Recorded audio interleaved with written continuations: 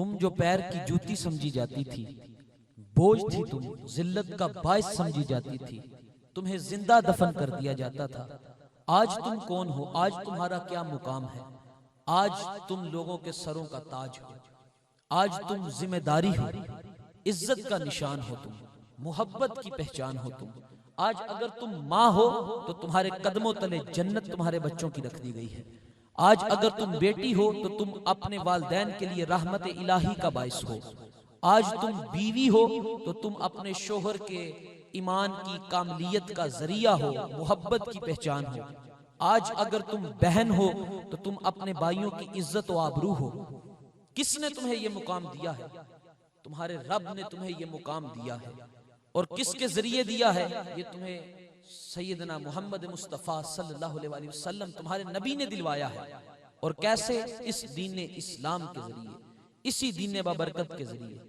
और इसने ना तो तुम्हें कोई जिहाद का हुक्म दिया है, ना तुम्हें रोजी कमाने की फिक्र, ना ज़कात अदा करने की फिक्र, ना मर्दों की तरह बाजमात नमाज पढ़ने का हुक्म। तुम्हारे लिए क्या हुक्म है? फकत इतना कि तुम बापर्दा रहा करो। और क्यों रहा करो? क्योंकि तुम कीमती हो। अपने आप को डांप के रखो कि तुम अल्लाह की रहमत हो। खुद को छुपा के रखो कि तुम्हारा वकार है, तुम इस्लाम की बेटी हो, तुम फातिमा बिनते मोहम्मद रजी अल्लाह ताला अन्हा की कनीजा हो, कि तुम औरत हो। तुम अगर अपने बच्चों को दूध पिलाओ तो उस पर भी तुम्हें अजर दिया जाता है। तुम किसी को अपने घर में से खिदमत के तौर पे खाना खिलाओ तो तुम्हें उसकी भी सवाब, अजर, नेकियां दी जाती है। तुम शोहर की ताबेदार रहो, उसकी फर्मा बरदारी करो, हुक्म मानो तो भी अजर। तुम रात को जागकर घर वालों की देखभाल करो, बच्चों को पालो तो भी अजर। तुम अपने भाई का मान रखो तो भी अजर। तुम अपने बाप का फख्र कायम रखो तो भी अजर। तुम माँ की तरबियत पे अमल करो तो भी अजर। तुम एक अच्छी नस्ल पैदा करो तो अजर। तुम अपने महरम के लिए सजो संवरो तो अजर। औलाद की तरबियत करो तो अजर। अपने घर वाले के आते हुए मुस्कुरा के उसे मिलो तो अजर। खुशबू लगाओ उसके लिए तो अजर। बस एक गुनाह से बचना, और वो कौन सा? कि बेपर्दगी के गुनाह से बचना। खुद को हिजाब में रखना। और हिजाब करना तुम्हारी मर्जी ना भी हो तो मेरी बहनों, इसे रब की रजा समझ के कर लेना कि ये रब का तो हुक्म है ना, मेरी मर्जी है या नहीं, मेरी रब की तो मर्जी है, मेरे रब का हुक्म है। और जान लो कि हिजाब तुम्हारी कैद नहीं है, ये तुम्हारी आजादी है, ये तुम्हारी पहचान है, ये तुम्हारा वकार है, ये तुम्हारी शान है। हिजाब तुम्हारी मजबूरी नहीं है, ये तुम्हारा हक है। ये तुम्हें हक दिया गया है कि हिजाब करो। बल्कि कोई रोकता है तो उससे लड़ो कि मुझे जब दीन मेरा हक देता है हिजाब करने का तो मैं क्यों ना हिजाब करूं।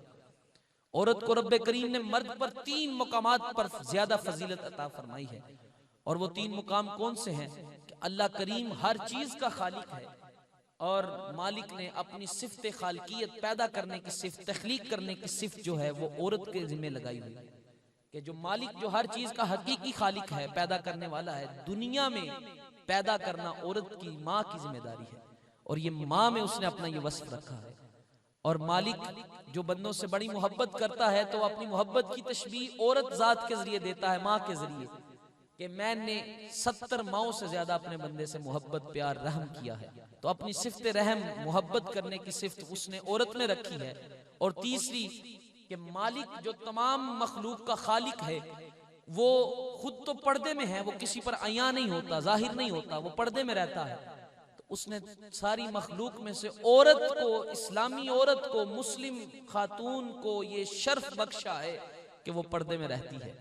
ये उसकी सिफ्त है पर्दे में रहना, और उसने औरत को इस सिफ्त का मजहर बनाया है कि औरत पर्दे में रहती है। औरत को पर्दे में रहने का हुक्म दिया है। तो पर्दे में रहना, बाहिजाब रहना, ये बड़ा एहसान है। अगर तुम समझो तो ये तो दुनिया का कायदा भी है कि हम मुकद्दस तरीन चीजों को पर्दे में, हिजाब में रखते हैं। तुम देखो तो बड़ी इमारतें हैं, बड़ी बिल्डिंग्स दुनिया में खूबसूरत से खूबसूरत कायम की गई हैं, लेकिन हम सिर्फ खाना काबा जो अल्लाह का घर है उसे गुलाफ पहनाते हैं, उसे हिजाब देते हैं। घर में हमारे बड़ी किताबें मौजूद होती हैं लेकिन हम फकत कुरान पाक को गुलाफ पहनाते हैं, उसे हिजाब देते हैं। क्यों? क्योंकि वो मुकद्दस है, उसका एक वकार है, उसकी एक इज्जत है। वो तमाम किताबों से शान में आला है, काबतुल्लाह तमाम बिल्डिंग्स में शान में आला है। तुम जो औरत हो, इस्लामी औरत, तुम बाकी दुनिया की तमाम औरतों से आला, अफजल और बरतर हो। तुम्हारी बर्तरी के लिए मालिक ने तुम्हें पर्दे का हुक्म दिया है।